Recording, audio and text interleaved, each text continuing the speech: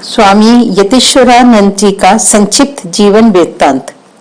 स्वामी यतीश्वरानंद जी का जन्म तत्कालीन अविभाजित बंगाल और वर्तमान बांग्लादेश के पावना जिले के नंदनपुर गांव में अपने मामा के घर बुधवार 16 जनवरी 1899 ईस्वी को हुआ था। उनका बचपन का नाम था सुरेश चंद्र।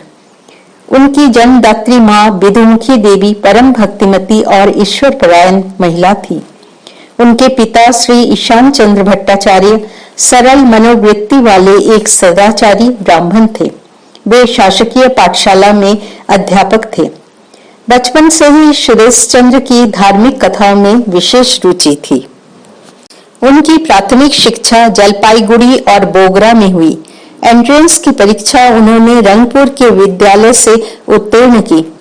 महाविद्यालयीन पढ़ाई के दौरान कुछ समय उन्होंने राजशाही और कुछ बिहार के कॉलेजों में अध्ययन किया और बाद में स्नातक अर्थात बीए की पढ़ाई प्रेसिडेंसी कॉलेज कलकत्ता विश्वविद्यालय में की।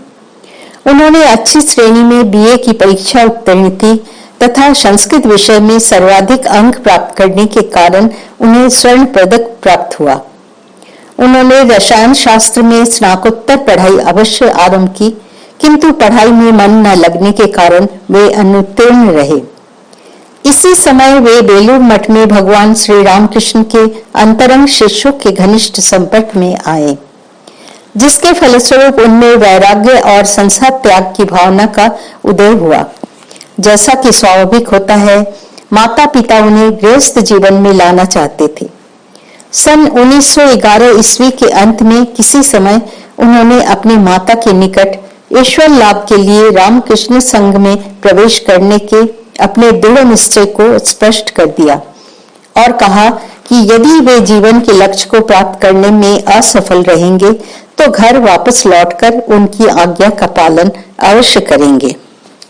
राह खर्च के लिए माता पिता से कुछ धन ले वे सीधे बेलूर मठ पहुंचे और 22 वर्ष की उम्र में सन 1911 में उन्होंने रामकृष्ण संघ में प्रवेश किया। उनकी मंत्र दीक्षा भगवान श्री रामकृष्ण के एक अंतरंग पार्षद श्रीमद स्वामी ब्रह्मानंद जी से हुई और वे ही बाद में उनके संन्यास गुरु भी हुए। संन्यास आश्रम में उनकी दीक्षा मद्रास में सन 1917 में संपन्न हुई। सन 1921 में वे प्रबुद्ध भारत अंग्रेजी मासिक के संपादक नियुक्त हुए। 2 वर्ष तक उन्होंने प्रबुद्ध भारत का संपादन कार्य किया। तदुपरांत 1 वर्ष के लिए वे रामकृष्ण मिशन बंबई के अध्यक्ष रहे। सन 1926 से 1933 तक उन्होंने मद्रास मठ के अध्यक्ष पद का भार वहन किया। सन 1926 में ही उन्हें बेलूर मठ का ट्रस्टी और रामकृष्ण मिशन की प्रशासकीय परिषद का सदस्य चुना गया। आत्म जिज्ञासु भक्तों के आह्वान पर उन्हें नवंबर 1933 में जर्मनी के राइनलैंड और विस्बेडन स्थानों पर भेजा गया।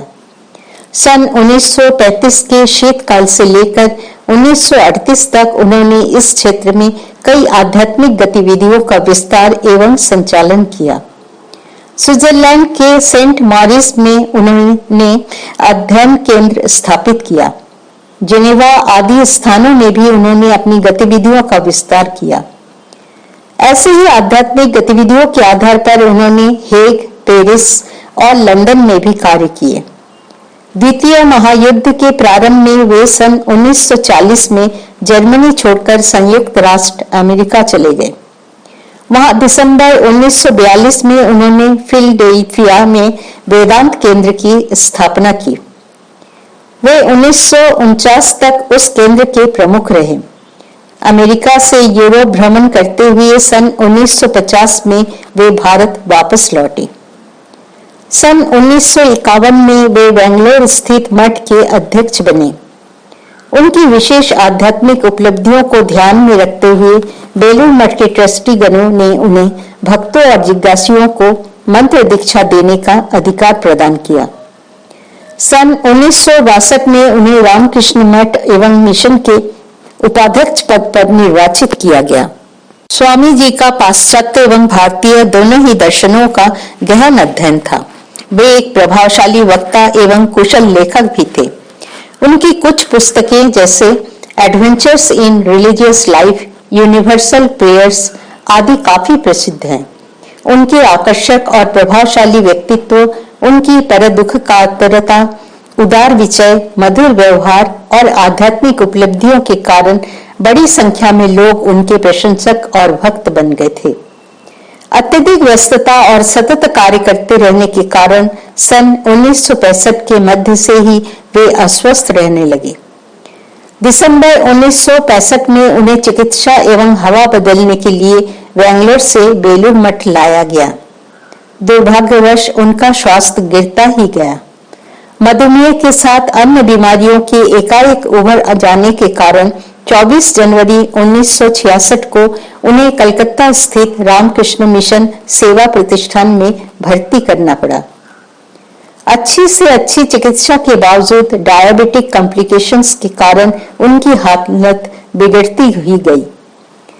27 जनवरी के प्रातः 1:15 पर महाराज महासमाधि में लीन हो गए।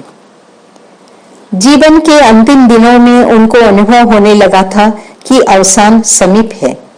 कई बार उनको यह कहते हुए सुना गया, श्री महाराज अर्थात उनके गुरु स्वामी ब्रह्मानंद जी ने सारी शक्ति मुझसे वापस ले ली है। अब शरीर धारण का कोई प्रयोजन नहीं है, उसे छोड़ना ही श्रेयस्कर है। इस प्रकार त्याग, वैराग्य एवं सेवा में समर्पित जीवन का श्री गुरु चरणों में विलय हो गया। ओम शांति शांति शांति।